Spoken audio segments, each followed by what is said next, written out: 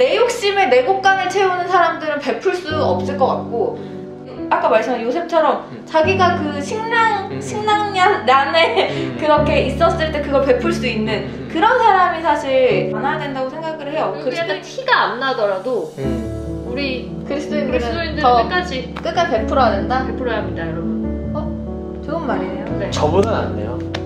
좋은 말이에요. 제가 이런 말한 게 너무 부끄러운 게, 저는 찾아주셔서 감사합니다. 네, 페스터리입니다. 액세서리 아니고 페스터리입니다. 안 하시면 좋을 텐데 그런 거. 진짜 안 하는 게 나을까요?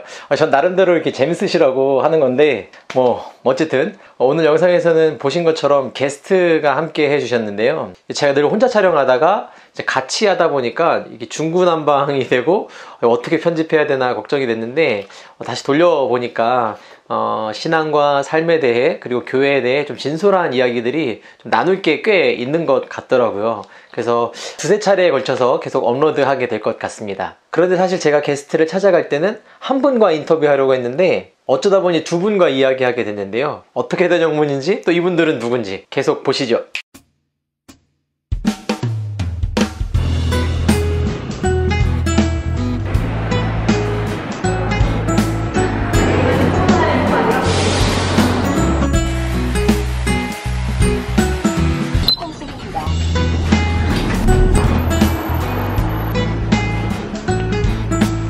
거의 다 와갑니다.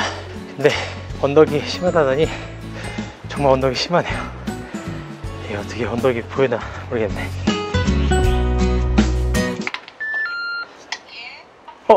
여기 BQ셀 아닌가요? BQ셀 아닌가요? BQ셀. 조금 더 가셔가지고. 죄송합니다. 네. 네네, 죄송합니다. 네. 잘못 찾았어요.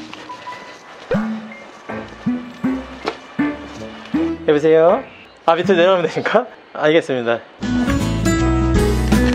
안녕하세요. 네, 반갑습니다. 네. 아이고, 잘 지내셨나요? 많이 들었습니다. 아이고, 네. 네.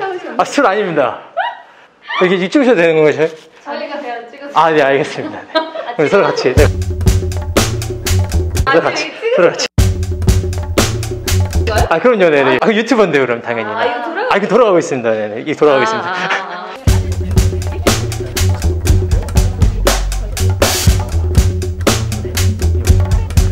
네, 오늘은 제가 스마트 스토어를 배우려고 아주 멋진 곳에 왔습니다. 아까 조금 전에 영상 보셨죠? 네, 여기는 여기 옆에 있는 SR 자매가 이제 일하고 있는 회사인데요. 여기서 이제 스마트 스토어에 대해서 그 노하우를 조금 가르쳐 달라고 제가 찾아오게 되었습니다. 간단하게 자기소개 한번 해주실까요? 안녕하세요. 저는 화장품 회사를 운영하고 있는 목사님과 7년간 청년부를 함께, 목사님이 저희를 7년간 뭐 하셨죠? 가르치는 건 네네. 청년 SR이라고 합니다. 유튜브는 텐션이 높아야 돼요. 텐션 있게 한번 다시 자기소개 부탁드립니다. 평상시대로. 네, 평상시대로. 텐션이 높아야 돼요. 나 오글거려서. 이사님 안 계셨으면 큰일 날 뻔했네. 네, 그렇게 한번 껐어. 그러면은 같이 해요, 같이. 네, 그럼 저희 같이 해요. 안녕하세요. 이분은 저희 BQ셀이라는 화장품 회사를 운영하고 계시는 SR 대표님이시고요. 저는 JR입니다. 오늘 그 사업 성공의 노하우를 좀 알려드리려고 성공 중이고요. 성공 가도를 달리고 있는 30대 여성 CEO 대표. 30대 여성. 이거 갑자기 채널이 신사임당 채널이 느낌이 들지만 전혀 그렇지 않고요. 저는 그 등기기사로 되어 있는 등기고요. 네, 스마트 스토어를 한번 네네네. 운영 중이시지 않나요, 지금? 그렇죠. 이제 지금 만들고 판매 건수가 4건 됐어요. 4건이면 뭐 시작이 반이니까 거의 절반 성공하시죠. 위탁 판매이기 때문에 한 건당 수익은 한 300원 정도? 그럼 1,200원 버셨네요. 네, 1200원. 일단 오늘 연습생 버스비를 버셨기 때문에 버스비도 안 되죠. 네. 지금은 이제 집에 가는 버스비를 오늘 걸어가야 됩니다. 걸로? 불러가야 되는 걸로. 네. 어쨌든 그런 상황이라서 한번 좀 배워보려고 찾아왔고요. 이런 이유로 이분들을 찾아가게 됐는데요. 제가 하고 있는 스마트 스토어는 달리기 땡땡이라는 이름을 가지고 있는데요. 제가 최근 달리기를 시작하면서 좀 관련 용품들을 구매하려고 하다 보니까 달리기 전문 쇼핑몰은 없더라고요. 그래서 러너들도 점점 많아지고 있는 이때 이 컨셉으로 하면 괜찮지 않을까라고 생각을 해서 시작을 했는데, 이에 대해서 SR 자매는 이렇게 얘기하더라고요. 근데 사실 지금 검색을 해보니까 이런 스포츠 용품 판매하는 업체들이 또 있고 없다고 하셨는데, 사실 이게 스포츠 용품 판매하는 곳이 많긴 그치. 사실은 있지만 스포츠 용품 네. 전문점은 많은데 네. 달리기 전문이 없다는 거야. 달리기로 모아둔 거. 어. 지금 그럼 이거야? 그분들이 일단 사실 몇 개 올려놓은 거예요. 왜 달리기 전문만 하지 않았나 그치. 대해서 생각을 해봐야 될 수도 그렇지. 있어. 어쨌든 저는 이라고 이름을 정해놨지만 이거를 고집하고 싶은 생각은 없어요. 그럼요. 팔리는 게 우선입니다. 그럼요. 돈이 먼저예요. 목사님, 지금 네, 저도 사실은 만들고 나서 며칠 지나고지 않아서 똑같은 생각을 했었습니다. 사람들이 달리기 전문 용품점을 하지 않은 이유가 다 있겠지라고요. 그래서 이름과 상관없이 괜찮은 좋은 생활용품들을 좀 다양하게 많이 올리라는 조언과 함께 또 몇 가지 노하우를 이제 배워왔습니다. 아무튼 이렇게 저는 돈을 벌어야 되는 상황입니다. 그런데 돈 버는데 제 모든 시간과 정력을 다 쏟고 싶지는 않습니다. 왜냐하면 교회 밖에 목사 아닌 목사로서 포스트 코로나 뉴노멀 시대 한국교회의 건강하고 새로운 변화에 무언가 역할을 하고 싶은 욕심이 있기 때문입니다. 그러려면 시간적 여유도 필요하죠. 그래서 취업이나 창업, 알바, 투자, 돈 벌기와 관련해서 다양하게 좀 알아보고 리서치를 하고 있는데요. 그러면서 갖게 된 생각 한 가지를 여러분과 나누려고 합니다.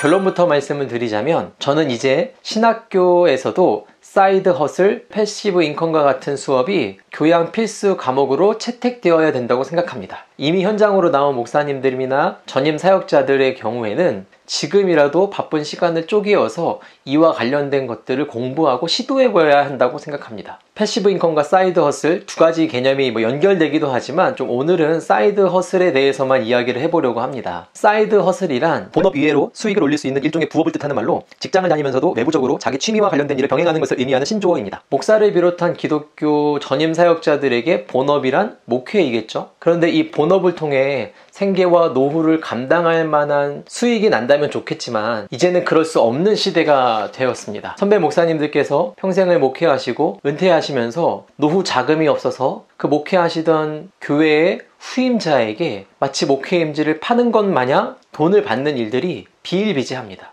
꽤 오래전부터 이런 일들이 있어 왔죠. 저는 이런 일의 잘잘못을 따지고 평가하자고 말씀을 드리는 것이 아니라, 그만큼 목회자가 생계와 노후를 책임질 수 없는 현실이 되었다는 단적인 예로 이야기를 하는 것입니다. 이러한 이유에서 사이드 허슬은 몇몇 대형 교회를 제외하고 대부분의 목회자들에게 있어서 이제는 피할 수 없는 선택지가 되었다고 생각합니다. 그런데 이를 소극적으로 어쩔 수 없이 받아들이기보다는 능동적이고 적극적인 자세로 취하는 게 좋을 듯 합니다. 저희 아내는 늘 저에게 목회자가 자기 생계는 책임질 수 있으면 좋겠다라고 이야기를 해왔습니다. 이유는 그래야 자기가 옳다고 생각하는 바대로 소신 있게 목회할 수 있다는 게 그 이유였습니다. 그렇지 않으면 아무래도 사례를 주는 교회와 교회의 지도자들의 눈치를 볼 수밖에 없지 않겠냐라는 게 이유였습니다. 저도 상당 부분 동의가 됩니다. 특히 부교육자라면 담임자와 생각이 다를 경우, 그게 생각의 차이 정도라면 괜찮겠지만, 혹 잘못된 것이나 다름과 틀림 사이에 그 아슬아슬한 경계선 위에 있는 것들이 반복되어 요구되어질 때에도 생계를 책임져야 하는 가장이라는 이유 때문에 울며 겨자 먹기로 소명으로서의 목회 사역이 아니라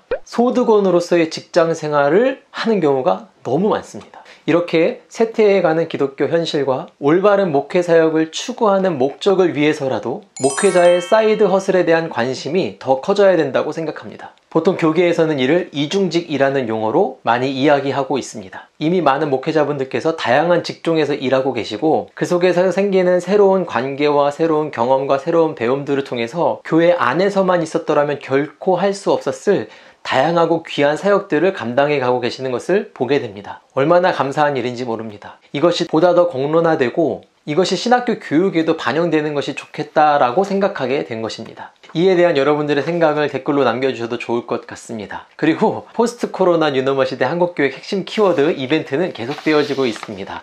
10월 15일까지 계속해서 영상 올릴 때마다 링크를 남겨드릴 테니까 참여해주시면 감사하겠고요. 첫 번째 주간에 참여해주셨던 분들 중에서 2분 추첨하는 것은 화요일날 저녁 때 추첨해서 개인적으로 연락을 드리고요. 그리고 어떤 과정을 통해서 공정하게 됐는지 안 됐는지 확인하기 위해서 영상을 찍고 그것에 대해서는 다음 영상에 조금 반영해보도록 하겠습니다. 그럼 다음 주에도 SR 자매, JR 자매와 함께하는 패스터리의 이야기 기대해주시면 감사하겠습니다.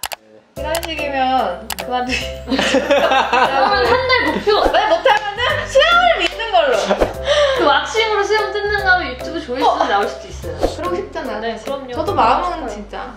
네, 사랑과 물질을 베푸는 기업 비키셀. 이거 저희는 사회적인 기업이 될 거고 열심히 돈을 벌어서 개인적인 사리 사욕을 채운 다음에